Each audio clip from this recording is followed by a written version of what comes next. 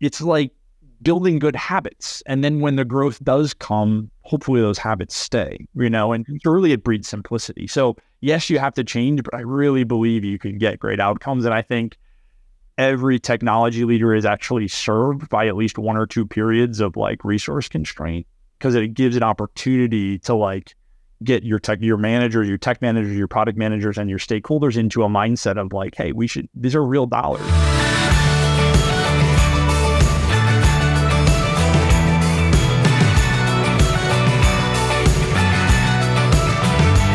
Hey everyone, today we are talking with Rob Wisniewski. Hey Rob, how you doing? Hey, great to be here. Thanks for having me. Yeah, I'm excited to chat with you. So we're talking about an interesting topic today, how to balance technical proficiency with stakeholder goals.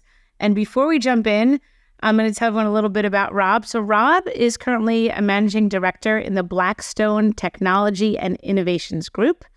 And you serve as the firm's chief software architect, as well as a chief technology officer of client and firm-wide platforms. And in addition, before joining Blackstone, you served as a CTO at Clear, building a technical delivery org focused around biometric identity and security that many folks see at airports and stadiums around the country. And then prior to Clear, you were a VP of Eng at Symphony Communications, where you delivered end-to-end secure and compliant messaging systems for financial services companies. And so all this to say, you've worked at a variety of tech leadership roles in multiple industries at various stages of companies, which is relevant to this conversation. And most recently, over the last 3 years, Blackstone, which is a scaled enterprise. And so how in all of your positions have you navigated this like really delicate and also critical task of balancing technical proficiencies of the teams you've been responsible for with the stakeholder goals? So let's start there, and then we'll drill into some details as we go. Sure. Yeah. I mean, I guess the short answer might be sometimes poorly, but I believe that I've been able to start to build some reflexes and maybe even get to a point where we're getting pretty good at it. You might add to some of this. We stopped at a certain level of the pedigree, but I built a retail trading site at a company called Peak 6 in Chicago. That was like a startup within a larger company, so even more sort of complexity. And then before that was just kind of doing stuff at IBM as a hands-on engineer. So a lot of variety, everything from like it's a big company, but there's a startup in it, to it's like the first day of a new startup, to it's the 8th year of a company that's being a startup, and then a place like Blackstone where very, very scaled, but looking to reinvent itself from a technology perspective. Clearly, in the end, why is this important? It's because, we are creating technology for profit. I kind of say that to a lot of, new junior folks or interns or whatever. There's a big difference between creating technology to see it exist and creating technology to create value for some purpose, right? Be it even a nonprofit, but we're creating it for some value. And that means that there's somebody asking for it. It might be the founder's dream. It might be your own dream. But eventually you need to balance that dream and what needs to be done with the ability to do it. I think there are a lot of examples of really great technologists, just amazing thinkers that just really cannot land the value because they might be so dogmatic in their implementation of something, or just obsessed with like, it must be right, this sort of that, perfect enemy of the good type mentality, or always chasing that next, blog entry or that next interesting thing, right? That just aren't really suited to like, I'm here to create value for this purpose.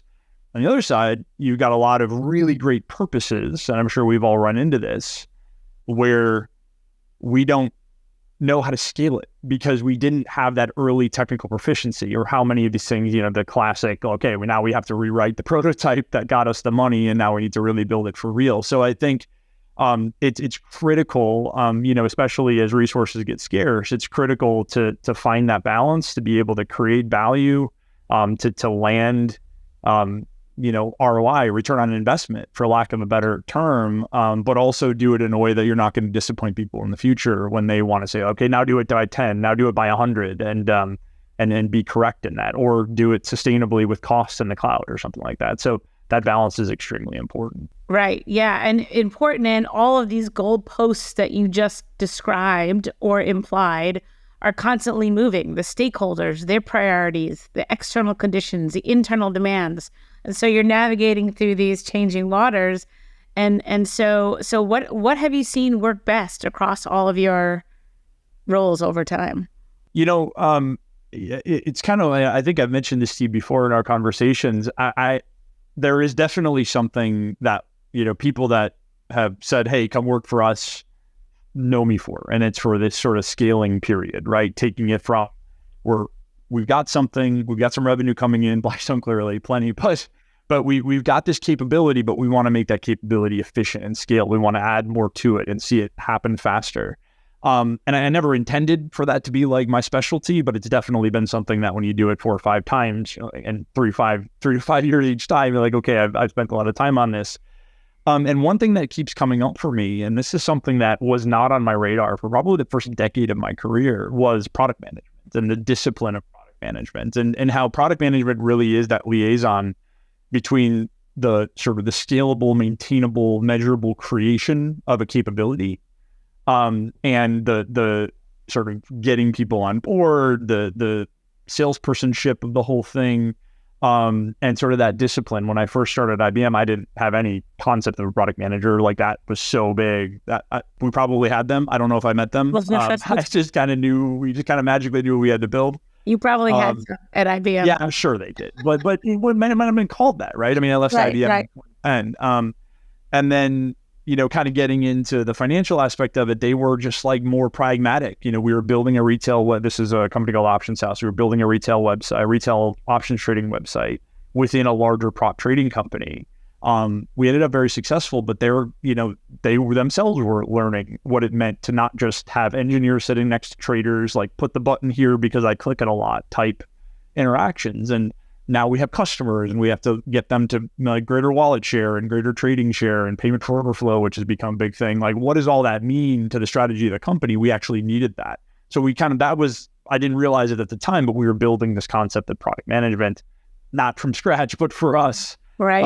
And then, got out to Symphony. Symphony, the blessing there was I was kind of jumping in with a bunch of ex-Microsoft execs, ex-Thomson Reuters, ex-Skype execs. Now they knew this stuff like dead to rights. I mean, the CEO of Symphony would have considered himself, he's a great engineer, but would have considered himself first and foremost, I think, a product manager. So I learned a lot there, and sort of establishing that then at Clear and beyond. And so, like, what I've realized is that connection is all in the product management. Now, does that mean that there's this like discipline of product management that is like, right there with engineering? Yes, but it doesn't mean it's siloed. The best product manager I've ever worked with, are probably ex-engineers. Maybe that's because I'm an ex-engineer, or I like to think I'm still an engineer, but, go point to the code I've written recently. But they're great, right? Because they have this context. Now, vice versa. I've had some really interesting projects in my career where we just threw the playbook out the window and said, rather than build an application for these business users, why don't we just teach them something? So when I was at Peak 6, we built an actual programming language that they used in order to create their sort of intelligence views. And here, we definitely push out like Python. We definitely will teach Python to business users, right? So then those people become product managers, right? I mean, there's definitely product managers that used to just be like, yeah, I was a physicist, or I was, a salesperson or whatever, and I was super into coding. I did a boot camp, and now they have that vocabulary. So much of it is vocabulary, right? So for me, it's about finding that product management discipline, really putting time, effort into like your version of it, and making sure that there's transparency with the stakeholders via that function. I can say a lot more on it, but that's the guts. Yeah, and I'm wondering, as you're talking about the value of you didn't explicitly state this, but of your relationship with the product management person and team as the CTO and other adjacent roles. I'm assuming, but I'll ask, is it also as important for the stakeholders that are maybe the founders, the CEOs, the COO, to also have that relationship with the product folks? Yeah, I mean, absolutely. I think there's one nuance there. First off, I'll say I've operated where product management reports to technology. I've operated where there's a chief product officer and they're adjacent. I was wondering about that. Okay. Yeah, that's not, all of it can work. I think that's a cultural sort of like a choice, Really, for me, the choice was if I were to if I were to have the CEO that I'm reporting to, maybe in a CTO role or something, hire a chief product officer, would I want to inflict that CEO on that chief product officer, right? That's kind of, that's how I start to, that choice.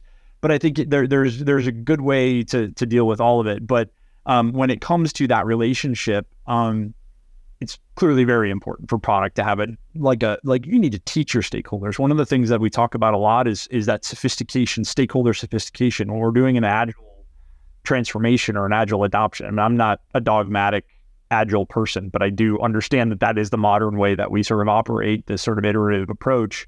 One of the things I talk about is like kind of the easy part is the tickets and the scrums and the ceremonies and the planning poker. And that's the easy stuff. The hard stuff is the cultural shift, the product management discipline, the stakeholder sophistication. You walk into these situations where stakeholders have sort of both been underserved and overserved, where they're underserved in the sense that when they ask for something, they're like, oh yeah, cool, we'll go work on that. And then technology's out there just trying to figure out the thing that they're supposed to build. But then they're overserved in the sense that they're like kind of spoiled in that. And they're not used to like, no, come in 2 weeks. You need to see what we came up with, right? Come tell us what needs to be changed, help us prioritize. So where in the classic sense of the product manager owning the roadmap and owning the priorities, like those are only a reflection of what the stakeholders have told them is important for their part of their job.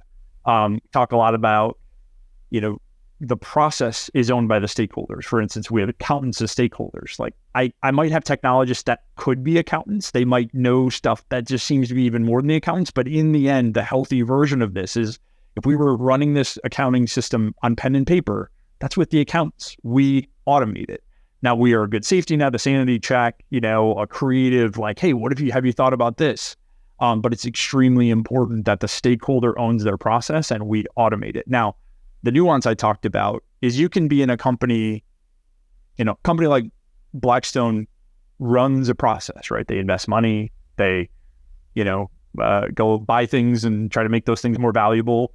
Other companies build products to sell. So in my case, all my stakeholders are here. That's a luxury. That's a luxury you got to look into. The people that need to be serviced are people that also work with me. If you're selling something, those people are customers. You're trying to convince them to buy your product, keep with your product, expand your use of your product. That is where then you're talking about COOs and chief marketing officers and the CEO and their vision and the board and whatnot. Those are the people that you're trying to say, hey, listen, this I believe is the product that you've described you want to sell. Versus a process where those stakeholders might be like, you two all need to go figure out how to make my vision, which is operating this process, more efficient, right? So it's a little bit different, but the stakeholder connection to that product is just like, it's kind of the first step to really get real value. And it's interesting because it may seem like a given or an obvious thing, but you and I have both seen it's not always, right? It doesn't always exist that critical relationship.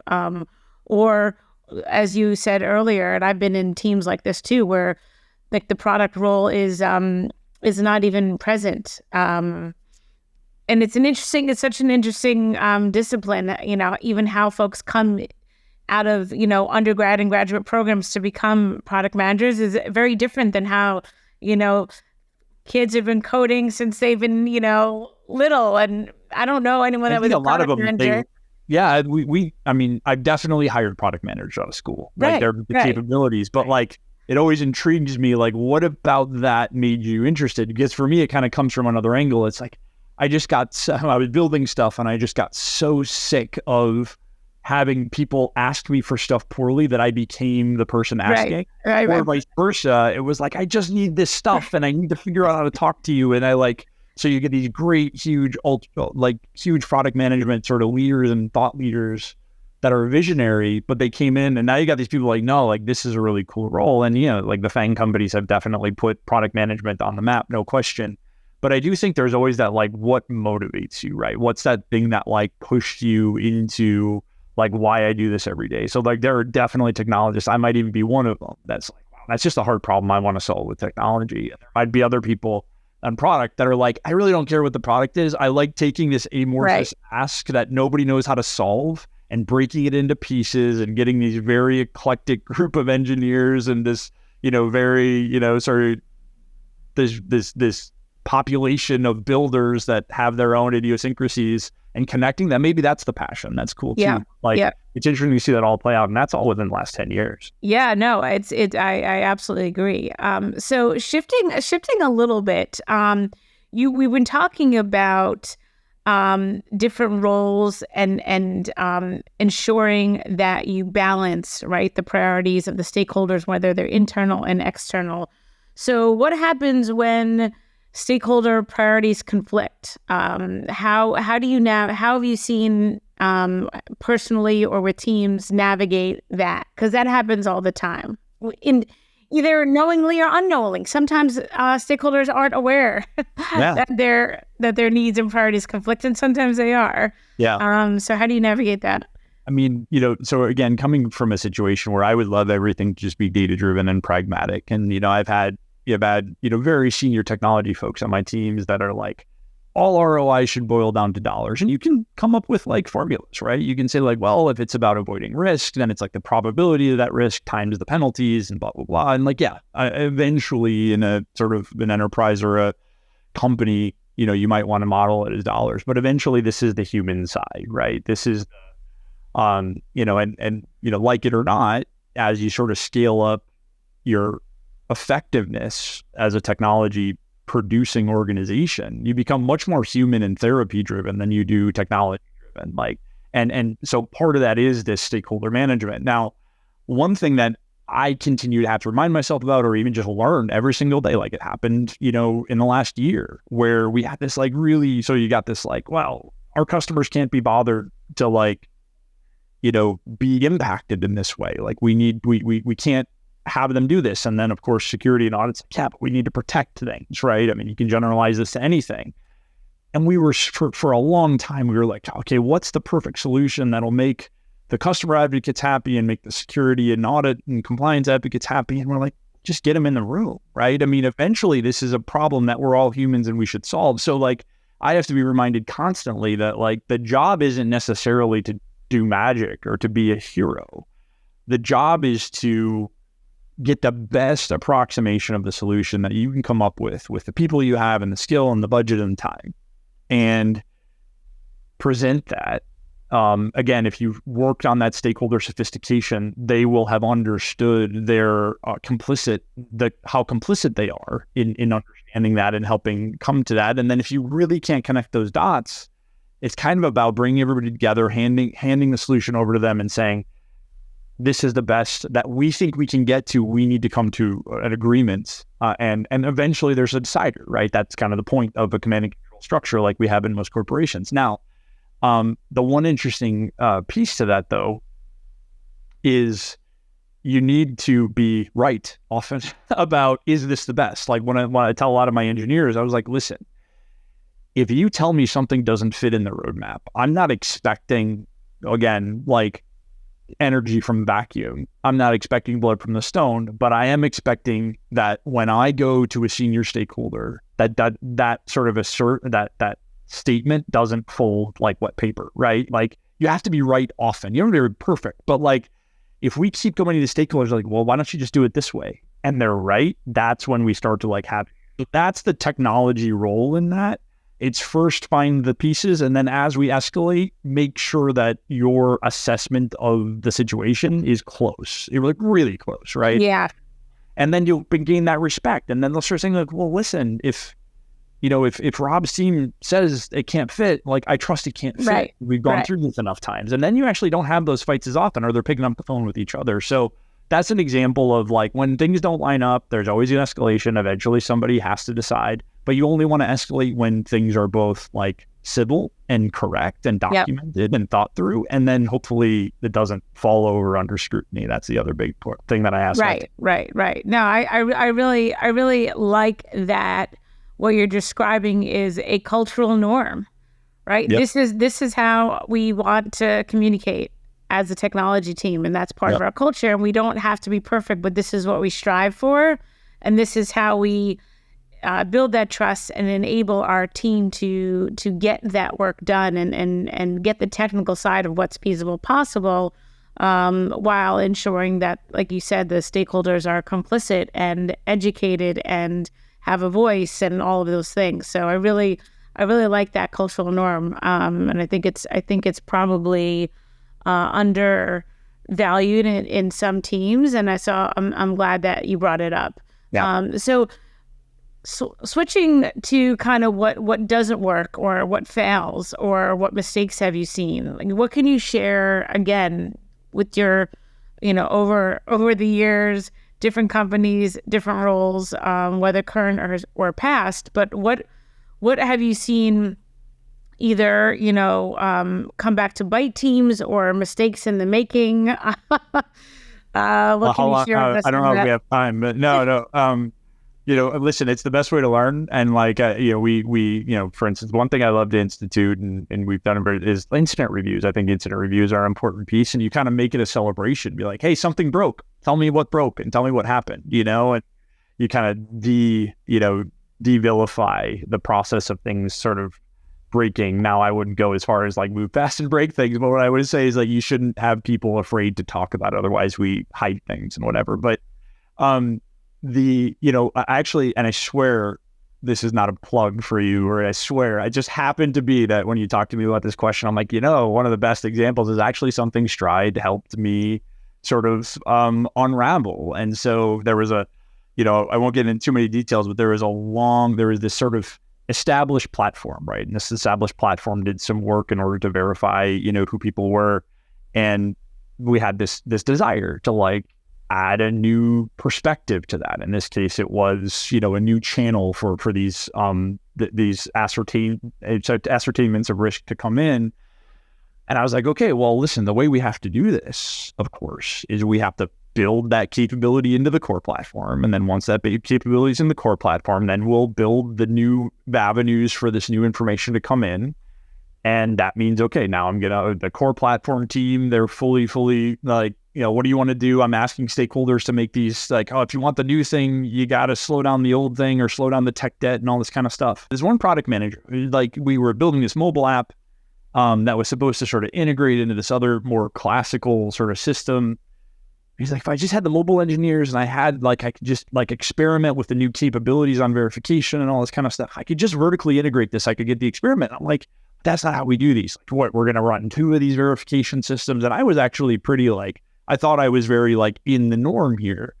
As far as no, you build the capability that you build on it. But as this played out, it turned out that there was a lot of stuff we didn't know. And I was inserting months and months and months of delay to even understanding that those experiments needed to be had. Like if you think about mobile app, all the interactions and all the different versions of this mobile app and Android and iOS and blah, blah, blah.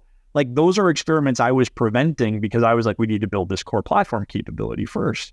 And he actually said, he's like, I really think we can do this. And then what was interesting is somebody said, stop, why don't you just give it an external opinion? And as it happened, we had some folks from Stride that were working with us. And as it happened, somebody's like, hey, we could do an organizational assessment on this and just kind of dig in on it. And I'm like, great.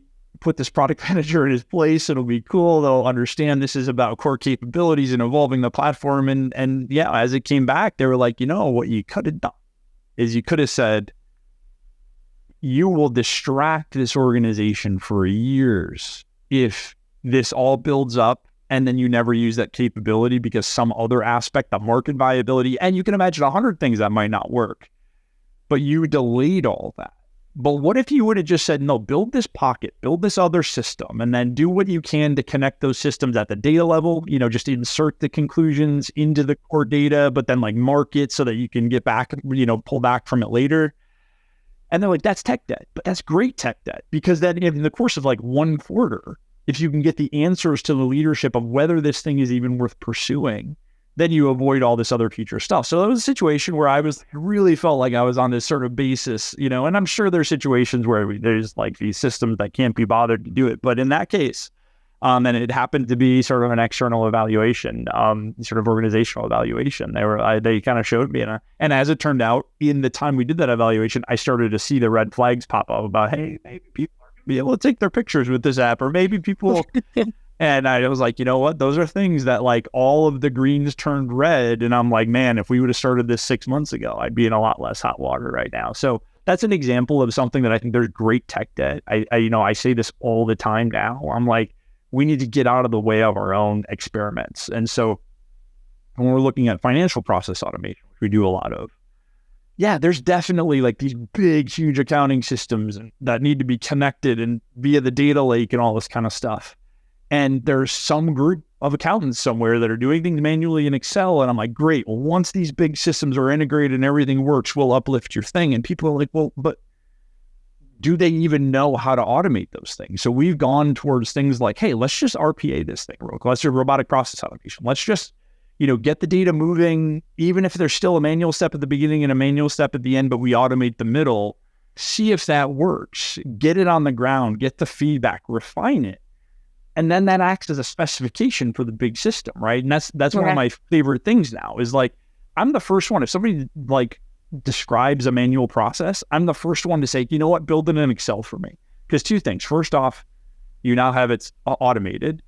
And secondly, that's the best specification any of my engineers can get is handing an Excel file with the code tested, the code and with the formulas and stuff, the edge cases or whatever, the RPA, that robotic process automation. If you're using Automate Anywhere or user testing or whatever, what better spec is there for an engineer than like a scripted set of like download file from here, copy this, move this, check this, it's a great specification. And while we're sitting here trying to put it into our roadmap, it's out there being used in anger in production. Right. People's lives are better, you take the pressure off of it. So just different examples of things where these mistakes, whereas like, hey, there's this big, huge thing that just needs to be changed before we bother with this. Like I say, bother with that stuff, like get the experiments out there, relieve the pressure on yourself.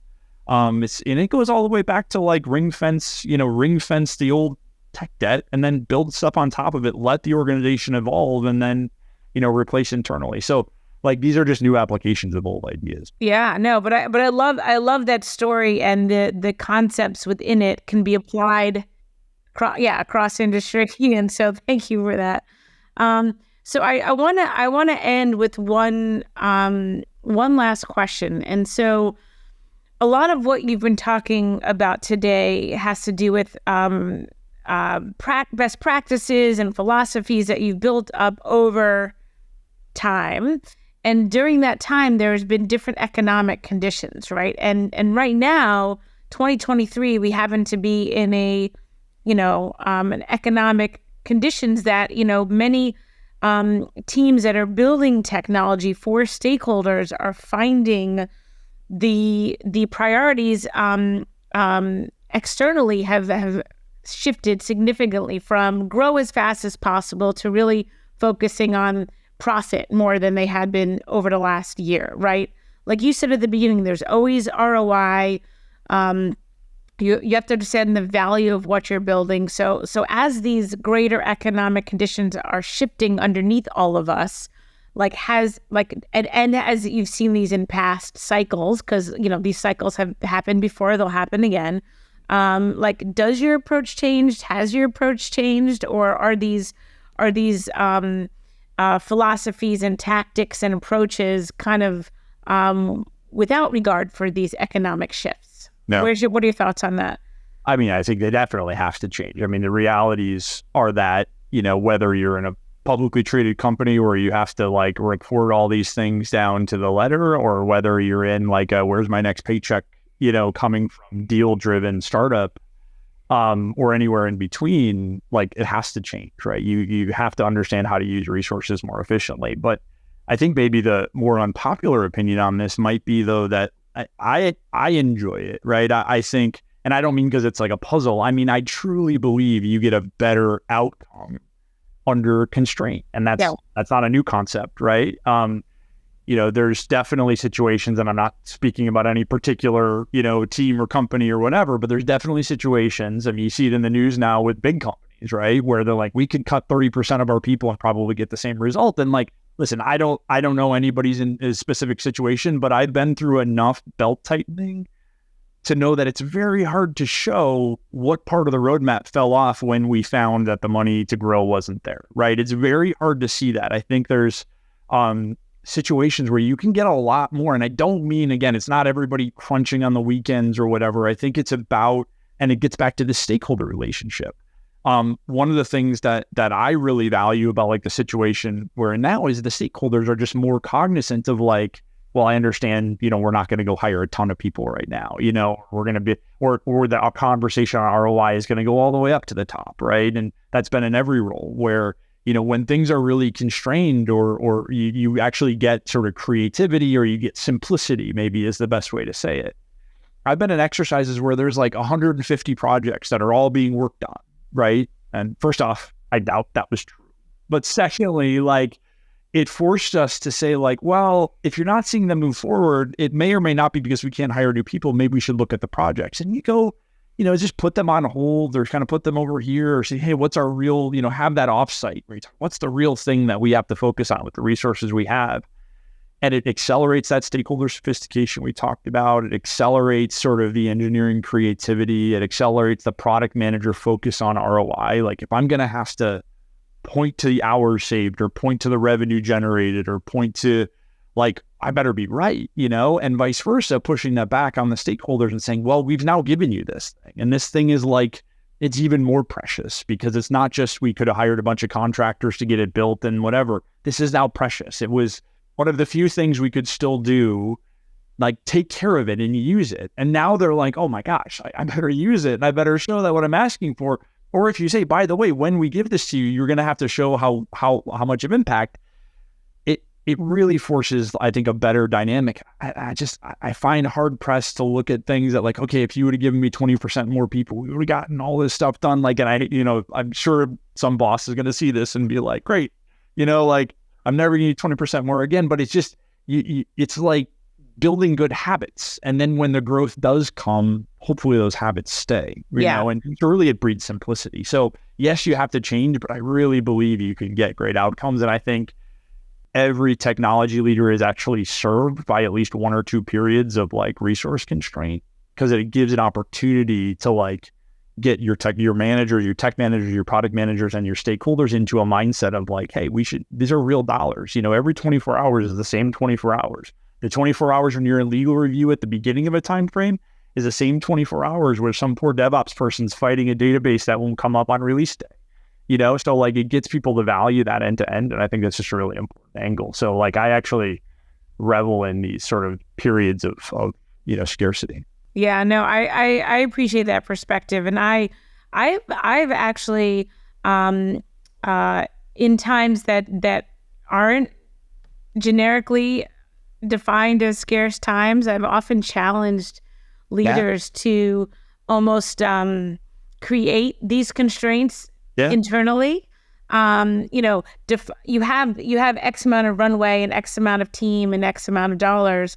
Put constraints on that yourself ahead of time before you get emotionally attached to but everyone's working so great and I'm so happy and all this. Talk about that ROI, where you want to be before you get emotionally attached. This way, when you get to that period, you can look at those constraints and make an informed decision. And that's a lot harder to do than when the conditions are like, there is no plan B. Well, unfortunately, those periods, again, in those periods also coincide with people could go get new jobs. You know what I mean? Right. So like, it's very hard to do. What I will say is like, but those are the people that you want. People like, I see what you're doing. I see what I'm picking up what you're putting down. Like, I think we could get back. And if those people stick around, you just got this like lean, mean fighting. Right. Yeah. And listen, everybody's got their own day-to-day concerns and like, but I think there's places for that, right? Yeah, and, absolutely. Like create the calmness and allow for like the pockets of chaos. Yeah, absolutely. So really. So with that, sadly we're at time, but this has been a pure joy. I really appreciate you taking time to chat with us today. Yeah, thanks. And thank you so much, Rob. It was a lot of fun. All right. Appreciate it. We'll talk soon. Take care.